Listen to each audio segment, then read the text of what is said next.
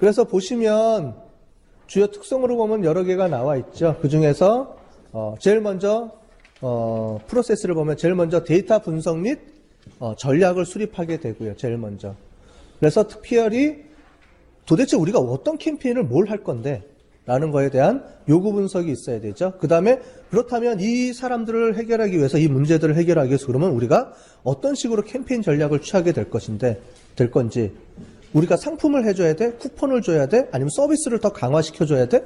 도대체 이 캠페인에서 요구하는 바가 뭐고 문제가 뭐고 이 문제를 해결하기 위해서 그럼 우리는 어떤 방법으로 접근해야 될까라는 것들을 전략을 수립하게 되죠.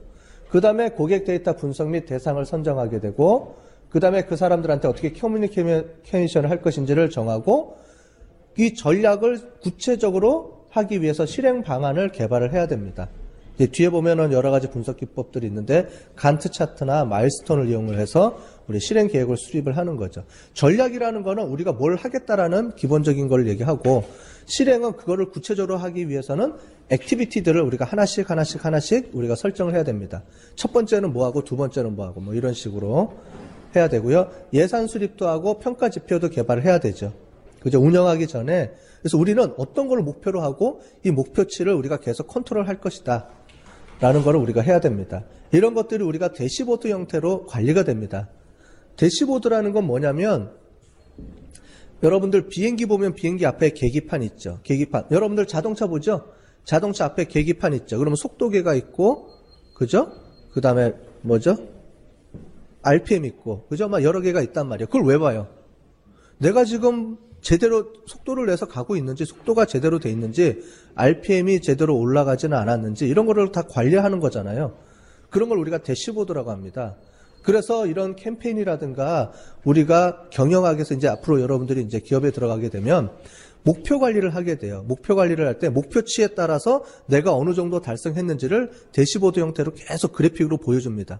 그래야 사람들이 내가 지금 여기까지 왔으니까 이번 달 목표는 여기까지인데 내가 이만큼 달성했구나 뭐 이렇게 우리가 알 수가 있겠죠. 이제 그런 거를 관리하는 거를 대시보드라고 합니다. 우리가. 그래서 대시보드 형태로 우리가 그래픽하게 보여줘야 되는데 그때 어떤 지표를 우리가 대시보드로 보여줘야 될지 매출액이야? 아니면은 상품 판매량이야? 도대체 뭘 우리가 목표로 삼아야 되는 건지 이런 거를 우리가 봐야 되게 되는 거죠. 그 다음에 이제 캠페인을 실행을 하게 되고 그거에 대한 평가 및 학습을 하게 됩니다. 이 각각을 구체적으로 좀 보면 다음과 같습니다. 자, 그래서 전략을 수립할 때 요구사항을 분석해야 되죠. 그래서 고객 데이터를 분석을 해서 이슈를 도출할 수도 있고요. 그랬을 때 최근 고객 이탈률이 증가하고 있나? 없나? 이런 것들을 이슈거리로 삼아야 되죠. 그죠? 그래서 이런 마케팅 부서가 보면은 매출액이나 이런 데이터를 가지고 매일 분석을 합니다. 분석을 해서 어떻게 할 것인지를 정하죠. 그래서 그 다음에 신규 고객들이 2차 구매까지 발생하는 시기까지의 기간은 즉 어떤 하나의 제품을 샀는데 그 다음번 제품을 구매할 때까지 도대체 얼마 정도 시간이 걸리지? 그러니까 평균적으로 맞아? 아니면 이게 길어졌어? 짧아졌어? 도대체 고객들이 어떤 변화를 하고 있지? 이런 걸 우리가 보게 되는 거죠. 그 다음에 로열티 프로그램에 대한 고객 참여도는 어떤가? 우리 뭐 쿠폰을 주거나 아니면 스탬프 찍어주거나 뭐 이런 여러 가지 우리 포인트 적립도 해주고 이렇게 하죠. 과연 그런 것들을 고객들이 참여를 많이 해서 우리 쪽에 많이 도움이 되는 건지 이런 것들을 우리가 하게 되는 거죠. 그래서 이런 방향성 수립할 때는 여러 가지를 선정해서 우리가 진행하게 되는 겁니다. 캠페인 운영 기획은 전략 수립하는 거에 보면 커뮤니케이션 메시지 개발하는 게 있죠.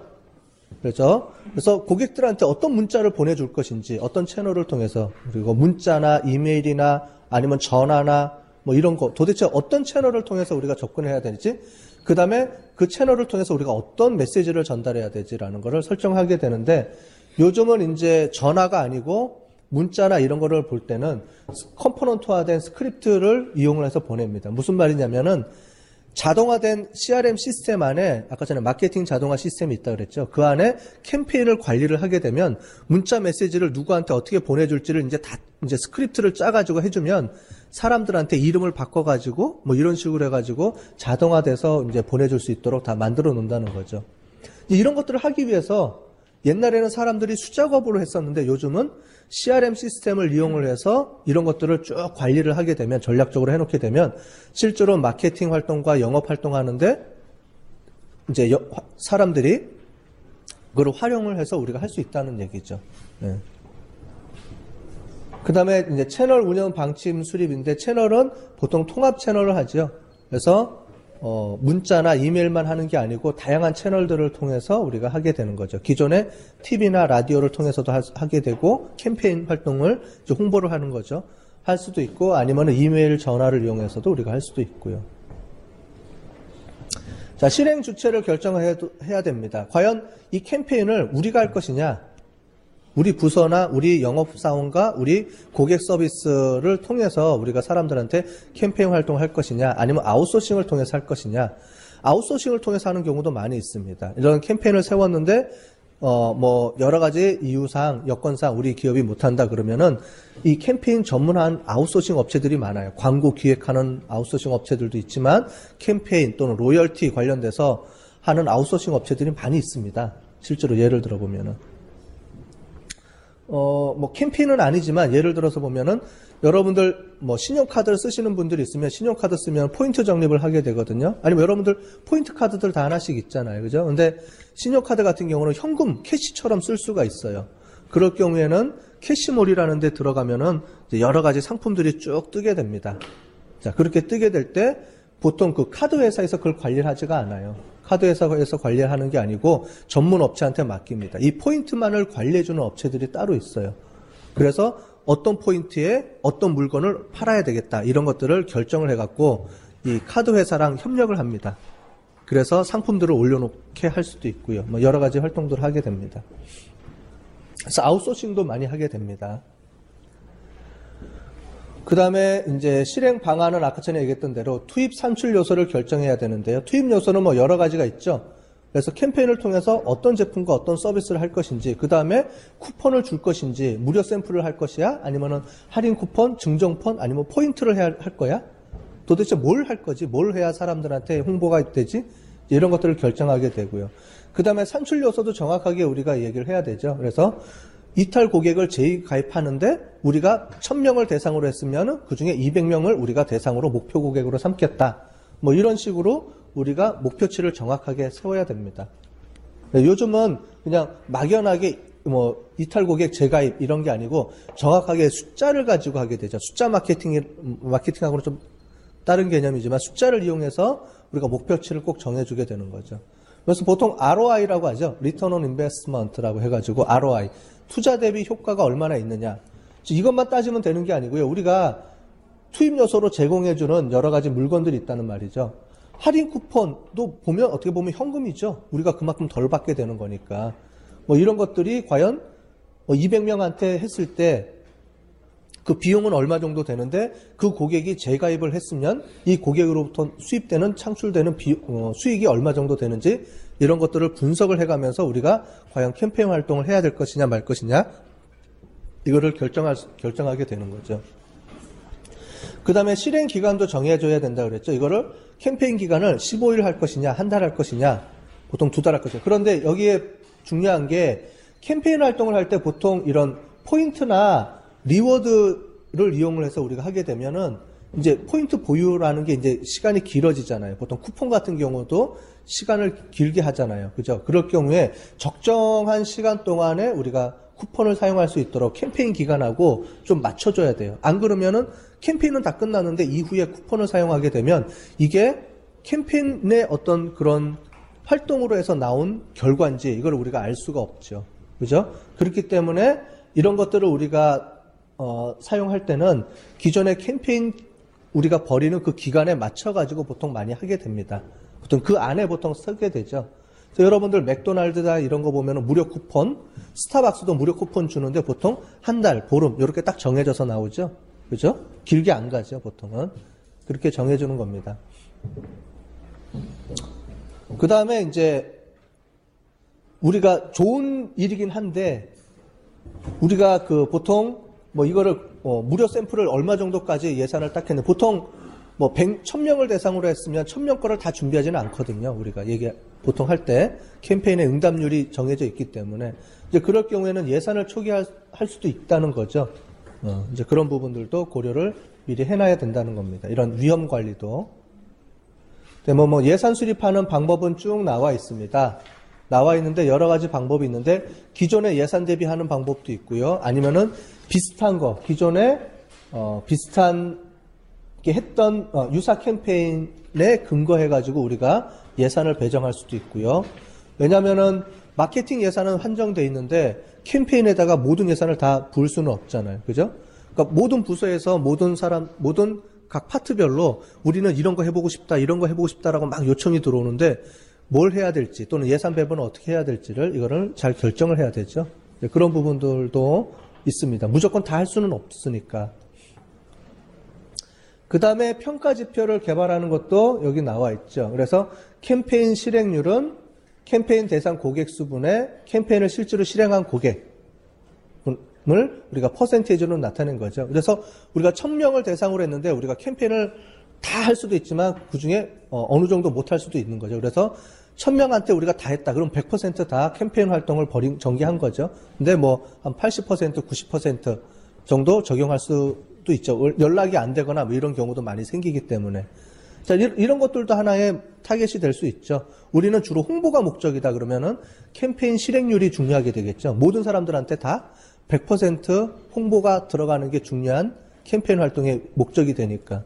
그럴 경우에는 이게 중요한 평가 지표가 될 수 있고요. 그 다음에 접촉률 또는 긍정적인 고객 반응률, 그 다음에 성공률까지 가기는 쉽지 않죠. 캠페인을 했는데 실제로 그 물건을 우리가 구매했다. 또는 이탈한 고객이 다시 우리 회사 고객이 됐다.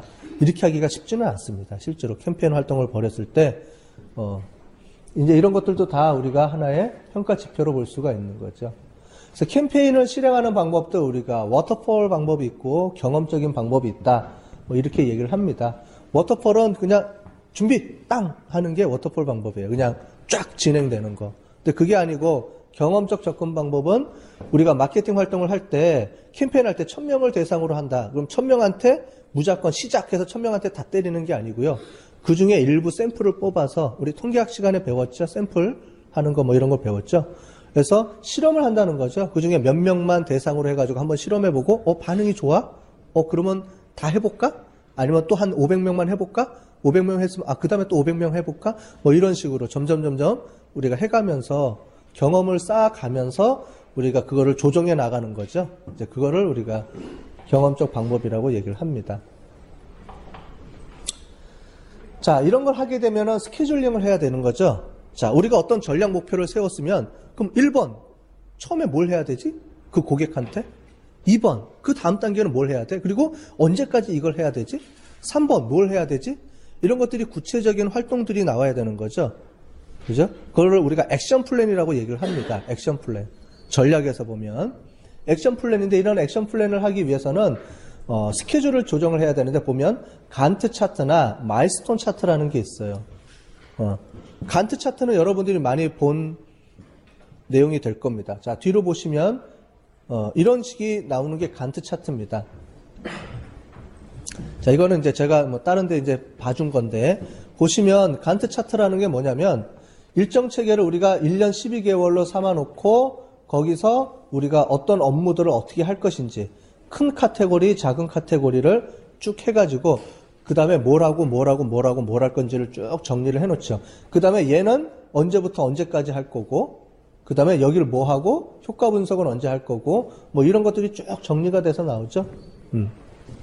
이제 이 밑에도 또 더 있을 수가 있죠. 또 하버 액션 플랜들이 또 생겨질 수도 있고 이런 식으로 이건 하나의 이제 간트 차트라는 게 뭔지를 여러분들한테 보여주기 위해서 그림으로 표현을 한 거고요. 이런 식으로 표로 정리해서 그림으로 이렇게 해서 월별, 그 다음에 활동별, 월별 이렇게 우리가 하는 거를 간트 차트라고 우리가 부릅니다. 용어를. 됐죠? 뭐 이런 식으로 우리가 그림을 그릴 수도 있고요.